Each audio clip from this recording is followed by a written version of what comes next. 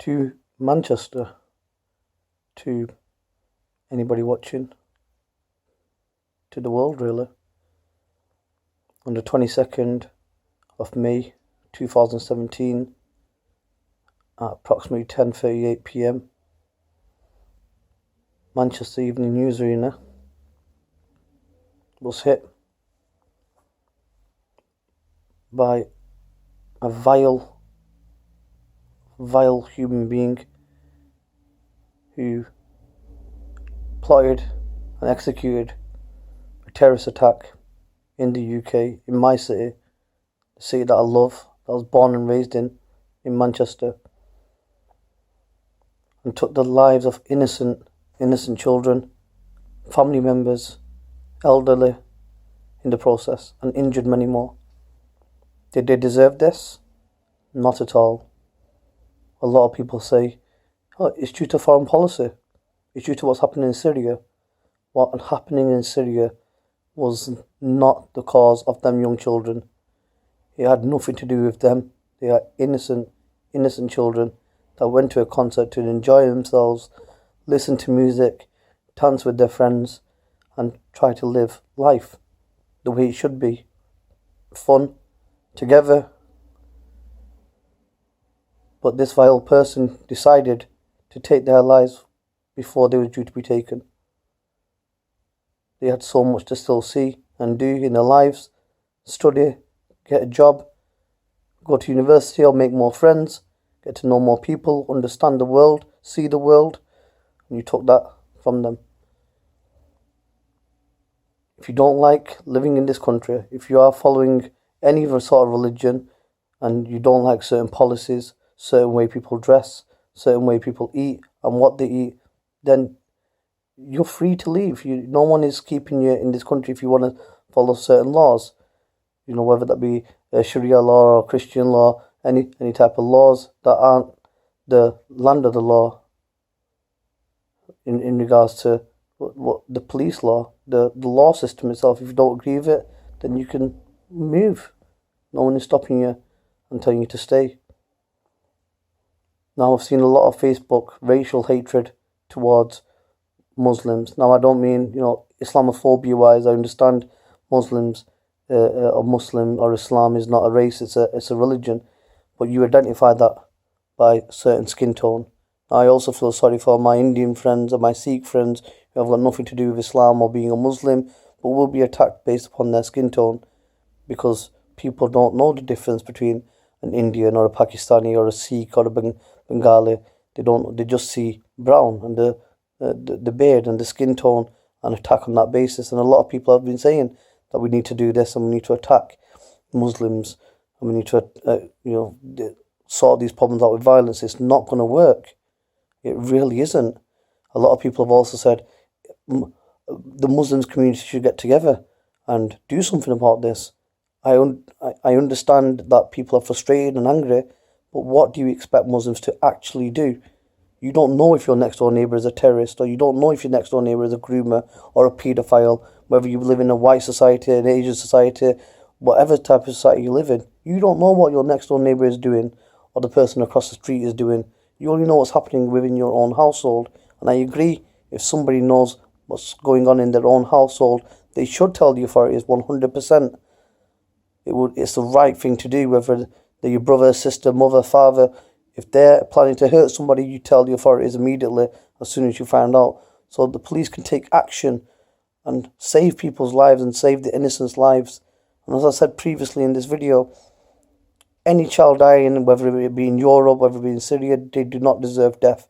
Even if there is a war going on in the Middle East and you feel, due to conspiracy theories or anything that's going on in your mind at the same time, that people deserve to die because of what's going on in the Middle East, that is not the answer. Nobody deserves to die. Lives matter. All lives matter. Doesn't matter what religion you follow, what colour of your skin is, what your sexuality is, what your preference overall is in life, in what you do, what music you listen to, what movies you watch. Nobody deserves to die. Period. And for people out there that are currently saddened by this, and of course I am deeply, deeply saddened. My daughter was at m.e.n Arena 2 weeks ago at a concert. That could have been her. We're fearful as well. You know, me as a Pakistani man, I'm fearful for going out as well. I don't know when a terrorist is going to attack or whether I'm going to attack by the general public. I have to worry about both being attacked by racist people, like I almost did on Friday night. I did almost get stabbed outside work. You know, I have to worry about terrorist attacks and racial attacks on me. You know, and it's not a nice feeling. It's got to a point where I'm even not even liking the colour of my skin tone because of this, and I shouldn't have to feel like that as a human being who has integrated, whose children, have all different type of friends from different races and religions, and I teach my kids the correct manner to be tolerant, but to also voice your opinion at the same time. And there's nothing wrong with people voicing their opinion, and the Muslim community also need to stop being sensitive at the same time. These people, everybody is grieving. Everybody is grieving. And people are angry, and people say things in anger. When you have an argument, you say things that you don't always mean. That's what happens. So post on Facebook. I understand you're angry, but you don't be angry at innocent people. Other Muslims are also innocent, and they also don't deserve to be attacked or to die in any way, shape, or form.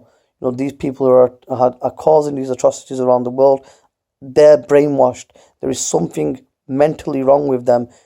No ordinary, sane human being would blow and kill innocent people up.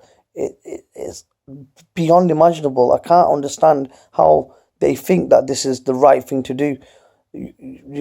Everyone is free to choose what religion they follow, what they eat, how they dress. And a lot of people are saying we need to ban the burqa, but then it's like telling a woman again what to wear.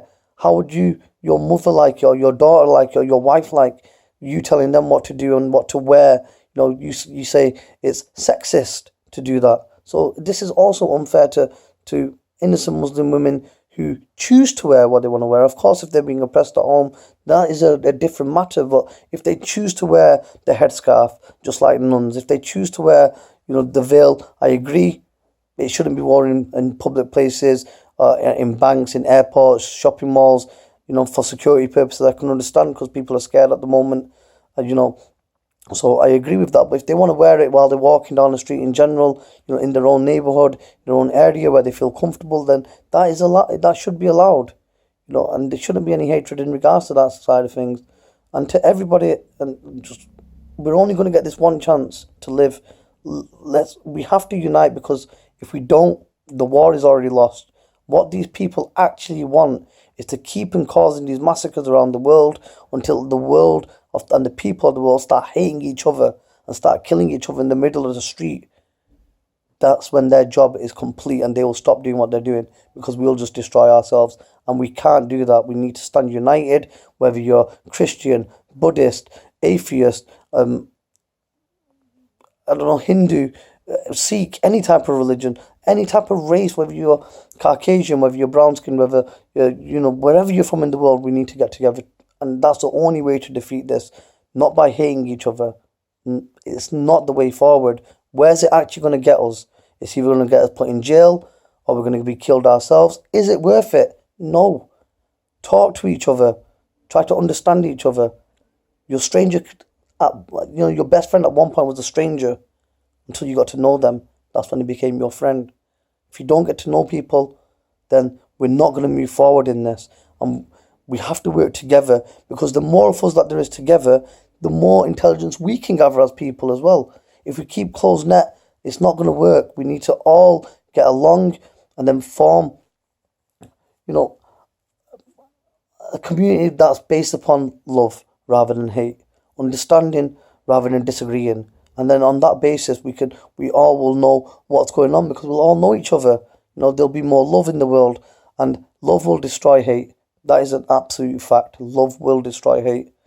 Again, prayers to the families and who have lost the children. I can't understand it, and I really feel, your pain. And like I said, my daughter was there 2 weeks ago, and if anything ever happened to her, I don't know what would happen to my world.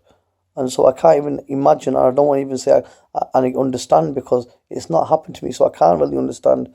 All I can say is what happened shouldn't have happened on the 22nd of May of 2017 will never be forgotten. Manchester, through day and through night, Manchester will fight.